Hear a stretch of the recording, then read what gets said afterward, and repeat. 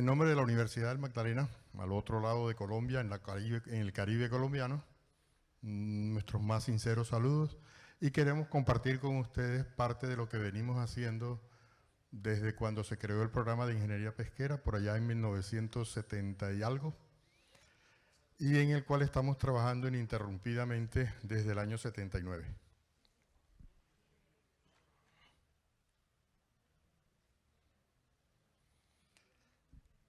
Vamos a mostrarles algo de lo que hacemos nosotros con lo que se puede hacer para poder blindar algo de lo que vamos a puntualizar, y es el consumo per cápita de pescado. Queremos mirar qué otra cosa se puede hacer con el pescado para poder trabajar esa parte del consumo. El consumo en Colombia hoy está bastante por debajo de niveles normales. En el año 2019 la FAO reportaba 6.86 kilogramos por persona año. Hoy se reportan más o menos 8.8. Durante un momento hubo una publicación que sacó que Colombia había subido a 10.5 y lo que descubrimos fue una serie de errores en el tipo de cálculo que se hacía. Sin embargo, es claro que estamos por debajo de países menos desarrollados que nosotros. Estamos muy por debajo del promedio mundial, que está en 19.91 y que para este año se reportó casi en 20.7. Ni qué decir de la Unión Europea y mucho menos de países como Islandia, donde el consumo per cápita está por encima de los 90 kilos por persona año. Claro que ellos tienen una particularidad especial y es que o comen pescado, porque es que están en una isla donde solamente hay pesca en lo posible y los animales de campo son guardados para las fiestas especiales, así que el consumo por naturaleza es altísimo en la parte de pescado. Un dato de cómo ha evolucionado desde el año 92 hasta el 2018 la producción, y a lo que nos queríamos referir o ubicar era esta parte por aquí que se calculó, que se dice que entre descartes y pérdidas aproximadamente estamos hablando de un 20-25%, lo que nos lleva más o menos a que en el mundo se pierden entre 34 y 38 millones de toneladas anuales. Eso daría para alimentar a nuestro país con un consumo per cápita un poco más alto del que tenemos durante casi un año. O sea, seríamos capaces de alimentarnos con lo que se está perdiendo completamente en él. Esto era lo que le decía, que el Ministerio de Agricultura reportó para el año 2020 un valor de 8.8. Y a partir de ahí vamos a tratar de trabajar esa parte. Hace mucho tiempo se venía diciendo desde el momento de la creación del antiguo Inderena, que luego pasó a ser el INPA, posteriormente pasó a ser el INCODER, apareció la UNAT, regresó el INCODER, volvió a aparecer la UNAT definitivamente. Y entonces en uno de esos momentos, en la Universidad del Magdalena, establecimos el primer foro pesquero y acuícola que hablaba de un mundo de opciones, ciencia, tecnología e innovación, y estamos hablando del año 2012. En ese año, allá en Santa Marta, trabajamos una política, o propusimos una política lo más sencilla posible. Siempre hemos creído que una política no puede ser medida si no tiene indicadores, y si los indicadores son muy complejos, difícilmente tienen posibilidades de ser comprobados. Para nosotros, hablábamos de establecer como parámetro de medición hacia el desarrollo del sector pesquero y acuícola el consumo per cápita de pescado. Pero para poder decir eso que es tan sencillo o que parece tan sencillo, tendríamos que mirar qué implica ese consumo per cápita. El consumo per cápita se supone que debe traer consigo una serie de subpolíticas, una serie de planes y unos planes de desarrollo dentro de lo que es la producción de la extracción pesquera. O sea, estamos hablando de todo el sector pesquero y hablaríamos de embarcaciones nuevas, de nuevos caladeros de pesca, lo cual implica nuevos métodos de detección, implica investigaciones en estadísticas pesqueras, implica nuevas artes de pesca e implica también nuevos métodos de conservación a bordo para que el producto que se captura llegue en perfecto estado a la ciudad. Implica también una producción acuícola estable. Y entonces ahí viene nuestra primera contradicción con lo que generalmente el colombiano está acostumbrado a hacer. O sea, casi siempre nosotros que pensamos en aumentar la producción acuícola, por ejemplo, o en aumentar la producción pesquera, se está pensando con una visión por allá lejana hacia cómo produzco para exportar, para que eso me produzca dólares para poder enriquecerme. Eso no está mal, todo el mundo le gusta, a todos nos gusta esa parte, pero es que hay una parte mucho más importante que es cómo fomento la seguridad alimentaria a partir de los productos pesqueros. Y eso ya no tiene que ver con exportaciones, eso tiene que ver en cómo aumento el consumo interno de nuestro.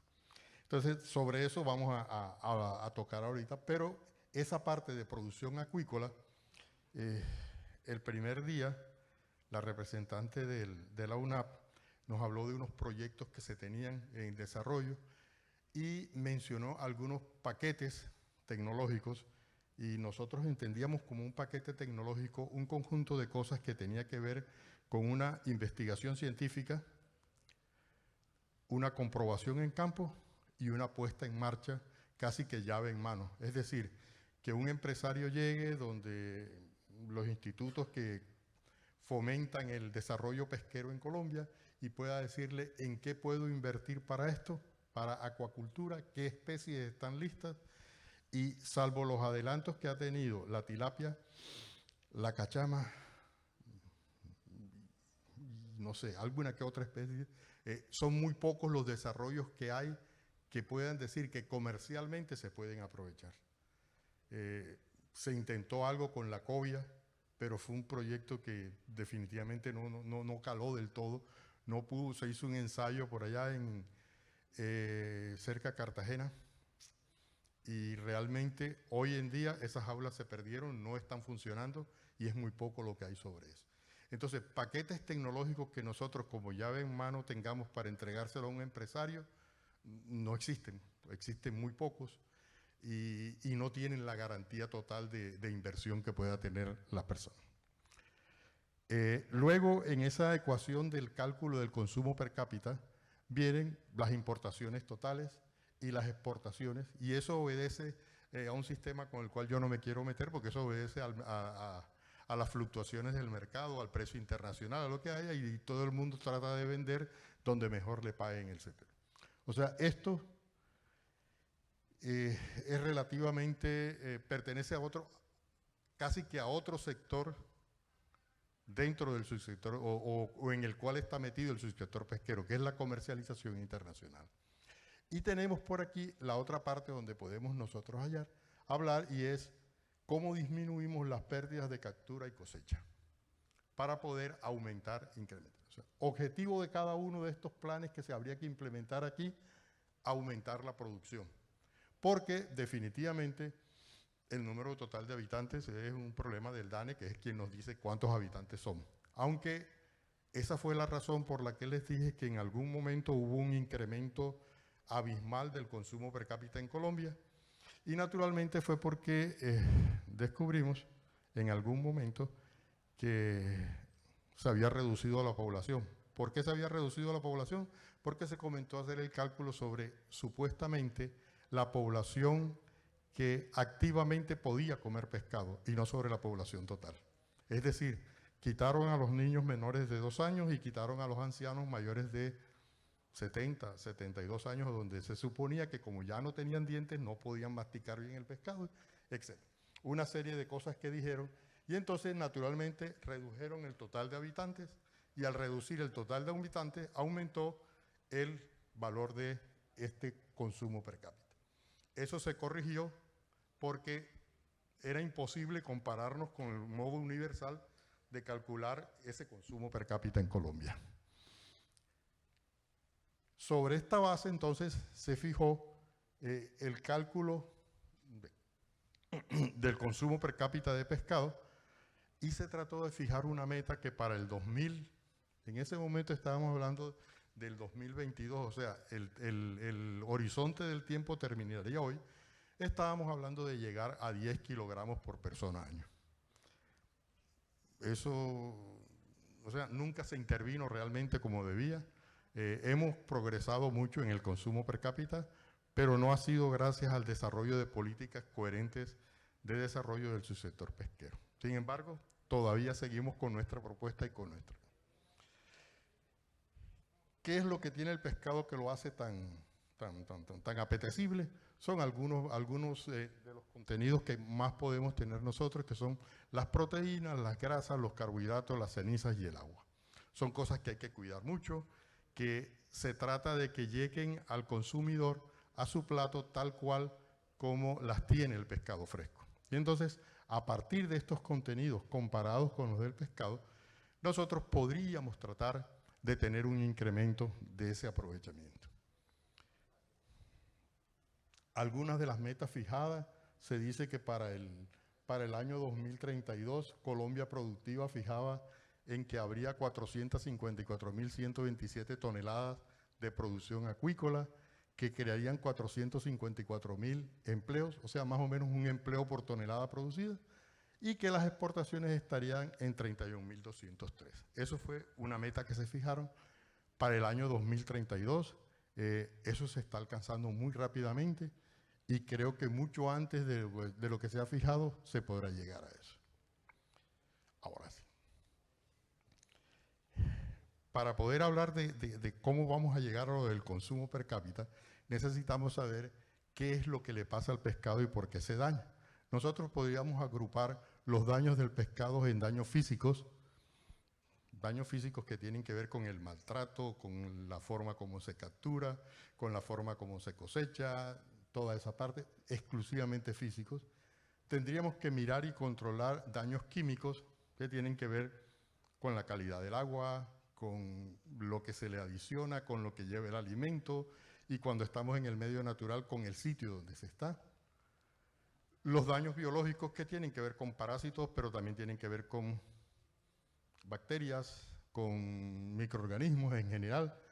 Y dos nuevos peligros que obligan o que se está obligando a que toda empresa que quiera exportar y toda empresa que quiera comercializar deba tener en cuenta, que son los alérgenos, que cada vez son mayor problema y cada vez es una tabla más grande, y la producción con defensa alimentaria, o sea, food defense. Esto surgió y se popularizó después del ataque de las Torres Gemelas, cuando en los Estados Unidos se creó toda una, digamos, una prevención total acerca de las importaciones y todo lo que podrían hacer, pero básicamente este food defense lo que trata de controlar es que no haya una persona ni resentida ni malintencionada por dogmas, por lo que quiera, que sea capaz de producir un daño químico, físico o biológico que pueda afectar el producto. Porque es que estos primeros que nosotros controlamos cuando estamos haciendo un plan HACCP, estamos viendo en lo que sucede en la naturaleza, en el medio y en forma natural. Esto de Food Defense se trata de cómo la empresa garantiza que tiene controlado el acceso a las zonas de producción, que tiene controlado el acceso a las zonas de almacenamiento, donde jamás una persona va a poder alterar el producto en forma personal. Eso que uno pensaba que era una utopía se ha convertido cada vez más en una, tanto que es una exigencia total hacia los planes internacionales de exportación. Quien no tenga un plan de food defense debidamente aprobado, difícilmente puede entrar al mercado norteamericano con productos como el atún, como me imagino que los filetes de tilapia también estarán en eso, pero ya toda esa parte está. ¿Cómo enfrentamos estos peligros? Para enfrentar esos peligros, entonces, tenemos unas variables que tendríamos que poder controlar, que son, primero, la temperatura. Y cuando hablamos de temperatura, hablamos de control a través de altas temperaturas. Entonces, estamos hablando de los enlatados, de las pasteurizaciones, de las esterilizaciones, pero también estamos hablando de bajas temperaturas y entonces hablamos ya de congelaciones, de ultracongelaciones, de refrigeración, de enhielado y de toda esa parte. Hablamos del contenido de humedad o actividad acuosa.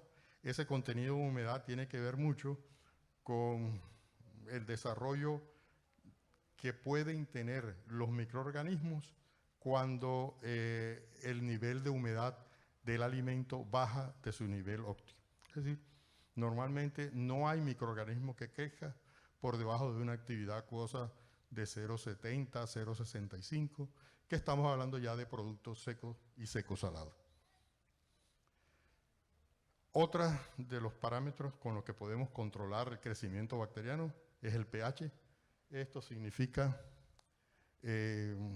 acidez. Entonces podemos tener productos de baja acidez, de media acidez, y el riesgo aumentará en la medida en que estemos en cada uno de esos rangos. También está la presencia o ausencia de oxígeno y entonces ya tenemos productos empacados al vacío, productos con atmósfera controlada, en los cuales el oxígeno ha sido completamente retirado o puede ser envasado. Las salazones, que tienen que ver con la variación del contenido de sal dentro del músculo del pescado, y entonces a través de la ósmosis, por contacto directo o en salmueras, puede haber penetración de sal al producto, y esa penetración de sal va a producir una conservación enorme. El humo, una de las sustancias que tradicionalmente se utilizaba como conservante, ahora se utiliza más como saborizante que como conservante, y la producción de humo se puede hacer con humo natural a diferentes temperaturas. Entonces tendríamos ahumado en frío, ahumado en caliente, ahumado semicaliente. Cuando hablamos de un ahumado en frío, hablamos de un ahumado que se puede hacer a temperaturas, no sé, por debajo de 25, de 24 grados, lo cual quiere decir que ni aquí ni en la costa podríamos hacer jamás ese tipo de ahumado, porque un ahumadero aquí puesto a la intemperie, al mediodía estaría más o menos como en 48, 50 grados centígrados sin necesidad de prender el humo. Entonces, eso sería un problema para acá. La única forma sería aplicarle un sistema de refrigeración, lo cual encarecería y sacaría de costos todo eso. Y el otro humo que se utiliza es el humo químico, que hay un humo que es aplicado por aspersión, otro que es aplicado integrado como un condimento más al producto, y entonces se ahorra todo este proceso de ahumado natural. Finalmente, dentro de los nuevos métodos de conservación están el de altas presiones, y cuando hablamos de altas presiones hablamos de, no sé, presiones por encima de los 5.000 kilopascales. O sea, son unas presiones enormes hidrostáticas que se le aplican al producto y que se logra destruir las bacterias sin que se afecte la calidad del producto. Existen otros tipos de conservación, pero nos vamos a centrar en los que en la universidad hemos podido trabajar y a los cuales les vamos a hablar. El primero con el que vamos a trabajar son las temperaturas, sobre todo las temperaturas hacia abajo, porque algunos errores hemos encontrado en la utilización de los equipos de frío. Cada vez, por ejemplo, los supermercados de cadena tienen equipos de frío mucho más adecuados, muy, muy modernos, pero la utilización de ellos es lo que hace que el resultado no sea el mejor. Entonces, para eso, nosotros vamos a aplicar bajas temperaturas, y esas bajas temperaturas se pueden aplicar o por encima del punto de congelación o por debajo del punto de congelación. Y hablamos de punto de congelación en un alimento de una vez para que definamos qué es eso. Así como el punto de congelación del agua a presión atmosférica normal es 0 grados centígrados, el punto de congelación de un alimento que ya no es agua solamente, vimos en la composición química proximal que eso tenía más o menos el 70% de humedad, pero el resto son cosas que se pueden disolver en el agua o que se pueden considerar como una sopa que está ahí y que estamos congelando poco a poco y que van formando cristales. Entonces, se llama punto de congelación de un alimento a la temperatura en la cual en un proceso de enfriamiento aparece el primer cristal de hielo. Y eso ocurre más o menos entre menos 0.5 y menos 2 grados centígrados. Ese es el rango y cada especie, y habría que hacer un cálculo especial para cada especie para tener ese dato. Pero para efectos de cálculo rápido y cuando uno quiere hacer estimaciones, uno puede decir que la temperatura o el punto de congelación es de menos 1 grado centígrado y está trabajando con promedios bastante cercanos a la realidad. Entonces, partiendo de ese punto de congelación, todo aquello que se conserve por encima del punto de congelación se llama refrigeración, se llama enhielado o se llama mantener el producto lo más cerca posible a su punto de congelación, pero sin que se formen cristales de hielo. Y luego tenemos, bueno, sería la refrigeración mecánica y el enhielado. Y por debajo de ese punto de congelación, nosotros vamos a tener congelación, y entonces ya viene la definición técnica de congelación. Se habla de que congelación o un producto se considera congelado cuando su temperatura en su centro térmico, o sea, en el punto donde más cálido está, donde menos se está congelando, está en menos 18 grados centígrados. Producto que no llegue a menos 18 grados centígrados es un producto que no se puede considerar congelado, técnicamente hablando. De ahí para abajo, entonces, podrían venir ultracongelación y lo que sería la congelación criogénica, que es aquella que se hace o con CO2 o con nitrógeno. Pero eso es más que todo para aspectos de investigación o envío de muestras especiales que uno no quiere que se mueva para nada. Pero normalmente se habla de una congelación que puede ser rápida o lenta. Entonces, el manejo de esta congelación es lo que puede producir el descrédito del frío en la industria pesquera. Cuando aparecieron los primeros equipos de refrigeración, podrán imaginar ustedes, estamos hablando de principios del año 1900, por allá, 1920, 1915. Los primeros barcos que se hicieron para congelar o para transportar productos congelados traían carne de, no sé, de Australia, carne de sitios muy lejanos, pero los equipos de refrigeración no eran los más adecuados. Y por tanto el producto cuando llegaba con algunos problemas, y el descrédito fue cayéndole por completo al producto congelado. Me van a perdonar, pero es algo así como quien quiere echarle la culpa de la infidelidad en un matrimonio al mueble donde lo encontraron. Entonces, si vendo el mueble, se acabó la infidelidad y ya no pasó nada. Esa es más o menos la idea de lo que sucedería echándole la culpa al congelador. Pero no, eso no es así. Entonces, para eso, nosotros tenemos que acudir a esta curva que está por aquí, que es la que rige la congelación de cualquier alimento fresco. Eso incluye filetes, pescado entero, y entonces todo eso es más o menos la forma. Es una curva que tiene por aquí, en este lado, la temperatura y por aquí un tiempo. Y entonces, del manejo de esas variables y de esos puntos es de donde depende la calidad del producto. Y ahí es donde vamos a ver entonces. Vamos a meternos primero con unos valores de esa temperatura para poder saber a dónde llegar. Primero, un producto jamás, esta sería la temperatura de entrada al cuarto frío de congelación. Un producto no puede entrar a un cuarto frío a una temperatura, o sea, no se recomienda tecnológicamente meterlo a un cuarto frío a una temperatura superior a los 15, 16 grados. Esa es la temperatura ideal para meterlo. ¿Qué hay que hacer? Entonces, preenfriar el producto a través de que se le hagan lavados con agua con hielo y todo eso antes de empacarlo aquí. Segundo, yo en la primera etapa, que es la etapa de enfriamiento o de refrigeración, lo llevo hasta su punto de congelación, que puede estar más o menos en menos 1 grado, si no lo sé exactamente cuál es. Y luego aquí viene una zona, que es esta que está por aquí, en temperaturas que iría más o menos de 0 a menos 5 grados centígrados, más o menos, que es lo que se llama la zona máxima de formación de cristales, que es donde casi toda el agua que contiene el producto se congela. Y de la forma o de la velocidad con la que eso se congele, va a depender el tamaño de los cristales que se formen. Y del tamaño de los cristales que se formen, va a depender el hecho de que se rompan o no los tejidos, de manera que cuando yo descongele el pescado va a empezar a drenar. Esas son cosas que hay que evitar. Entonces, ya miraremos esto.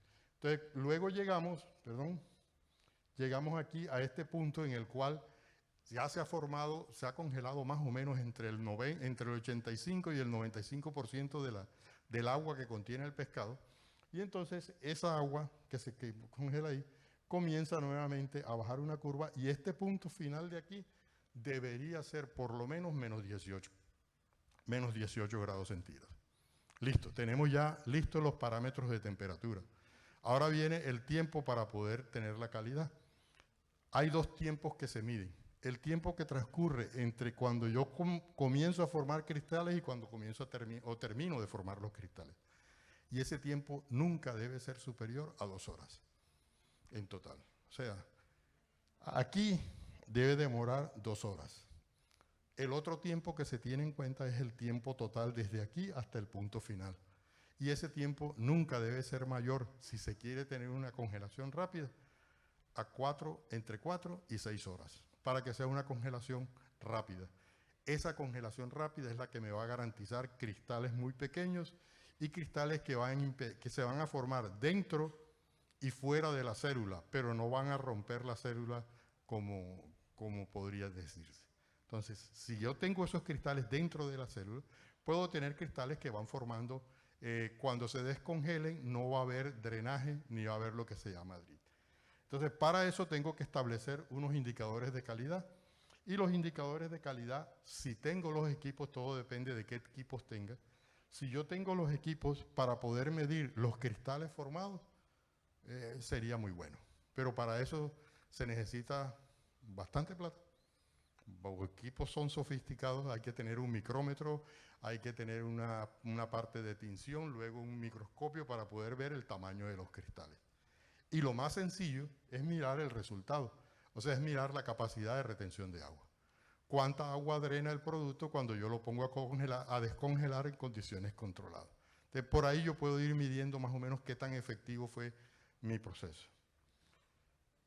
Eso implica, entonces, y es la otra parte que quería hacer énfasis, en que yo no puedo tener un solo cuarto frío para trabajar el proceso de vender productos congelados. Yo tengo que congelar en una parte y tengo que almacenar en congelación en otro cuarto. Entonces, por eso que es mucho más rentable, y hasta podríamos hacer unos cálculos en cualquier momento y hasta económicamente es mucho más rentable que si yo voy a procesar, no sé, 10 toneladas semanales, pero voy a procesar 2 toneladas diarias, es mejor tener un cuarto frío pequeño que sea capaz de congelarme 1 tonelada en 2 jornadas, y serían las 2 toneladas diarias, e inmediatamente esté congelado pasar al cuarto de almacenamiento. Y en esas condiciones el gasto de energía les aseguro que es mucho menor que tener un mismo cuarto frío donde yo meto 2 toneladas de un día y voy congelando, al día siguiente meto otras 2 toneladas y voy congelando. Además de que debo agregarle de que cuando meto la segunda 2 toneladas, la temperatura del cuarto frío, si es uno solo, se va a subir y va a afectar el que ya tengo guardado. Y entonces por eso a veces no es tan bueno hacer ese tipo de cosas. Teniendo eso claro, por aquí hay algunos datos que tuvimos nosotros con tilapia, congelación de tilapia en aire forzado.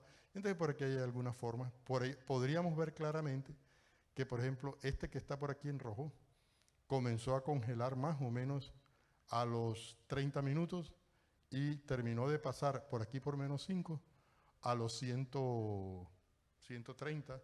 O sea que estamos hablando de que duró 100 minutos, luego cumplió con el requisito del tiempo de formación de cristal. Y esa es la forma como uno va viendo a ver cómo su proceso de congelación fue el adecuado. Una vez que se ha fijado esto para algunas, eso no hay que hacerlo todos los días. Eso simplemente se hacen unas tablas iniciales y luego con esos datos uno va congelando si las condiciones son las mismas que uno tiene. Este es un cuarto que, como ustedes observan, funciona más o menos a menos 23, menos 22 grados. Aquí es cuando se mete la carga inicial, que sube un poco a menos 15 grados, pero la temperatura básicamente se mantiene por debajo de los menos 20 grados centígrados. Como les decía, desde el año 78, que fue cuando hicimos allá la primera tesis en la Universidad del Magdalena, estuvimos trabajando algunos nuevos productos. Esos nuevos productos que se han trabajado siempre partían de una factibilidad técnica de la elaboración de ese producto. Es decir, debíamos decir que éramos capaces de elaborar ese producto. Y ahora miramos algunos de los que se hicieron. Luego teníamos que saber si eso que elaborábamos, a través de un análisis sensorial de esos alimentos, le gustaba a la gente. Entonces, lo primero que hacíamos, el análisis sensorial nos debía decir si esos alimentos eran diferentes a través de pruebas discriminativas. O sea, nosotros teníamos que saber si el chorizo de pescado que estábamos haciendo era igual, parecido o diferente al chorizo de cerdo que normalmente nosotros comíamos. Cuando determinábamos eso y sabíamos en qué, entonces teníamos que venir a trabajar en qué eran diferentes esos alimentos a los tradicionales, para poder mejorar lo que no tuviéramos bien. Eso se hacía a través de pruebas descriptivas.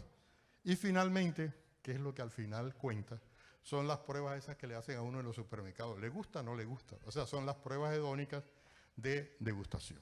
Eso era lo que nosotros hacíamos. Finalmente, entregar algo, y en esta es la última parte donde estamos trabajando en casi todo, yo diría más que factibilidad económica, habría que ponerle ahí una prefactibilidad económica porque habría que hacer la factibilidad en cada montaje, pero sí había que decir más o menos cuánto costaba cada producto, a ver si valía la pena. Por ejemplo, pensar en que yo iba a hacer chorizos de pargo o chorizos de sierra son especies muy apetecidas. Entonces, si esas especies se venden sin ninguna transformación, ¿para qué le voy a aplicar una transformación? Normalmente el pargo en Santa Marta, al pescador se lo compran en tierra antes de que salga a pescar. O sea, antes de que salga a pescar yo tengo que pagarle al tipo, tengo que decirle te encargo tantos, y el tipo puede venir con que no encontré, te debo lo que me diste, la próxima te lo traigo. Y eso es perfectamente factible. Entonces, aquí hay algunos de los productos que nosotros hicimos. Tenemos las hamburguesas de pescado, que se trabajan con... Nosotros las hemos trabajado, empezamos trabajándolas con carne de pescado de mar, con macabí. Ahora ya estamos haciéndolo con tilapia, con cachama, con algunas de estas cosas. O sea, ¿sí conocen el macabí? El macabí es algo así como un bocachico de mar, tiene escamas en todas partes, espinas en todas partes. Y entonces es un producto que hay que sacarle todas esas espinas porque ahí lo único que uno no puede encontrar es una espina en una hamburguesa. Eso tiene que ser. Entonces, de esto llevamos algún tiempo. Esto fue una mejora que se hizo para poder medio comercializarlo localmente, y es que normalmente las hamburguesas son redondas, pero normalmente en una tienda de barrio se consigue más fácilmente un pan tajado que es cuadrado que un pan redondo. Entonces, y las hicimos metiéndolas en un molde de jamón de esa forma y salieron cuadraditas. Y con esa forma no se pierde nada. Se trabajaron también las butifarras de pescado, son unos embutidos que son... La característica especial que tienen las butifarras es que son picantes. Eso tapa cualquier cosa, entonces ellas son picantes de por sí. Nosotros las hicimos con carne de pescado. Hay también chorizos de pescado, es otra coloración, otro tamaño, otra forma, gustos diferentes, y el nivel de picante baja de acuerdo a la solicitud del cliente. Pero eso se pueden hacer así. Generalmente se utilizan, cuando hablamos del año 78, los primeros chorizos que se hicieron o salchichas que se hicieron con tripa de cerdo, o sea, con funda natural. Ya ahora estamos trabajando con fundas artificiales de coria que son comestibles y que ya ha pasado a otro nivel, pero comenzamos por eso. Este es un producto, se llama cama boco, que el primer problema que tiene es ese bendito nombre. O sea, a mucha gente le dice a uno, cuando uno le dice, ¿quieres probar un camaboco? Ya solamente por el nombre le dicen que no. Pero, y lo otro, es un producto que cuando uno se lo coloca en el plato, si ustedes ven esto que está aquí, parece algo así como un brazo de reina o cualquier cosa, o sea, parece cualquier cosa menos la presa de la comida. Parece una torta, parece un postre, parece algo así, y eso es la presa de la comida. Con eso es que se va a trabajar. Este es un escabeche de productos pesqueros, que es un antipasto, le llamamos nosotros, se hace en frascos. Y lo fundamental es que es una mezcla de pescado con verduras cocidas, cortadas y conservadas en un medio ácido. Ese medio ácido se logra con vinagre y salsa de tomate. Hay un chicharrón de pescado muy parecido a los snacks esos que venden de chicharrón americano. Nosotros lo hacemos pero con carne de pescado. Eso se puede comercializar o así, como está aquí, que es la hojuela seca, o así, que es la hojuela ya frita y expandida. Son cosas que se trabajan. Luego viene el pescado ahumado, se hace ahumado natural. Trabajamos con las especies. Se trata siempre de trabajar con las especies que no tienen salida comercial directa. Entonces, eso es lo que trabajamos allá. Hay aquí ahumado en frío, ahumado semicaliente, ahumado caliente y ahumado químico. Este lo descartamos, como les digo, porque para hacer eso había que tener un ahumadero especial que tuviera un sistema de refrigeración, que una vez producido el humo lo enfriara y después sí lo pasara por ahí. Hicimos nubes de pescado. Es una mezcla de harinas con carne de pescado y lleva un queso que se funde, el queso crema. Ese queso se coloca, luego se apana y esta es la presentación que tenía. Así se hacen en monedas, se hacen en forma de estrella, ya las formas son diferentes. Trabajamos también jamón de pescado. Más que jamón parece como una jamonada, porque realmente está bien picado y se hace esa parte. Empezamos a trabajar, y en eso ya se ha avanzado algo, productos de panetería, de panadería. Es decir, panes, pudines,